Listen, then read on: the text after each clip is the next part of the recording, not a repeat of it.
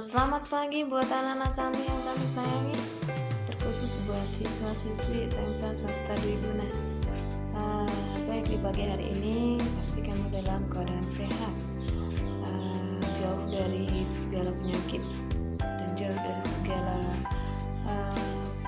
penghalang-penghalang untuk belajar online. Baik, Ibu akan melanjutkan kelanjutan materi kita di minggu semalam, di mana minggu semalam kita sudah membahas tentang massa molekul relatif dan massa atom relatif. Dan minggu ini kita akan membahas tentang konsep mol. Apa yang dimaksud dengan mol? Apakah mol itu sebangsa tempat-tempat untuk bersolving ria? Apakah mol dalam kimia ini lain? Oke. Ibu akan jelaskan apa yang dimaksud dengan konsep mol dalam slide yang sudah Ibu buat berikut ini.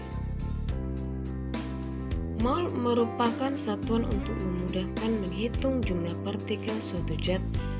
Partikel yang jumlahnya miliaran disederhanakan dalam bentuk mol. Pengertian mol tidak ada bedanya dengan satuan lusin untuk jumlah barang dan rim untuk satuan lembar kertas. Hanya 1 mol khusus digunakan untuk menghitung jumlah partikel. Dalam kimia, 1 mol didefinisikan sebagai berikut. 1 mol zat menyatakan banyaknya zat yang mengandung jumlah partikel sama dengan jumlah partikel dalam 12 gram isotop C12. Dalam perhitungan kimia, konsep mol selalu berkaitan dengan jumlah partikel, massa zat, volume gas, dan molaritas larutan. Secara garis besar, rumus hubungan elemen-elemen tersebut digambarkan dalam diagram sebagai berikut. Dalam diagram ini kamu dapat melihat hubungan antara mol dengan masing-masing diantaranya massa, 2 jumlah partikel, 3 volume gas, dan 4 molaritas, di mana jumlah mol dilambangkan dengan N, massa dilambangkan dengan M kecil, jumlah partikel dilambangkan dengan X, volume gas dilambangkan dengan V, dan molaritas dilambangkan dengan M besar. Kemudian rumus dari massa adalah M sama dengan N dikali AR, atau massa sama dengan N dikali MR. Kemudian dalam jumlah partikel, X sama dengan N dikali 6,02 kali 10 pangkat 23. Kemudian jumlah volume gas, di mana V sama dengan N dikali 22,4 liter dalam bentuk STP.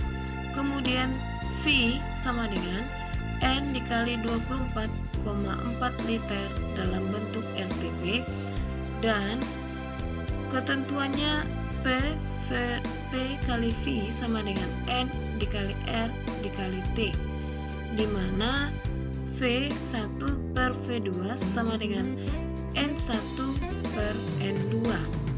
Yang terakhir, molaritas, M sama dengan N dikali V. Kamu perhatikan contoh soal sebagai berikut. Terdapat 10 mol senyawa magnesium klorida. Yang ditanya yaitu 1. Sebutkan jenis partikel senyawa MgCl2.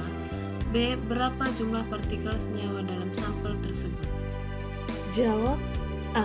MgCl2 adalah senyawa ion dengan partikel berupa ion Mg2 positif dan ion Cl negatif. B.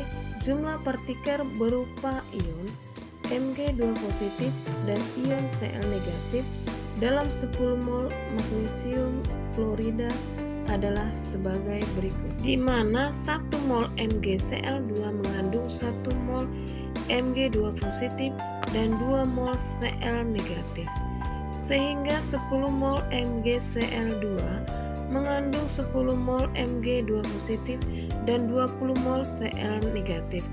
Jumlah partikel masing-masing ion dapat dihitung dengan cara berikut. Yang pertama, jumlah ion Mg2 positif, di mana jumlah partikel sama dengan mol dikali N.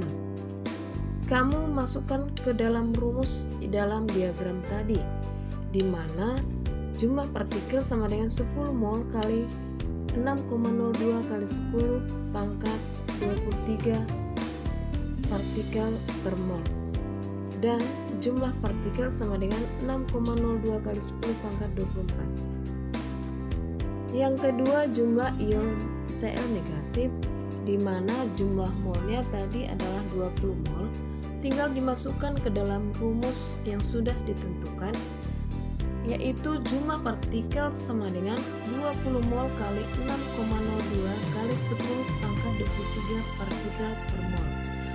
Kemudian didapatlah jumlah partikel 1,204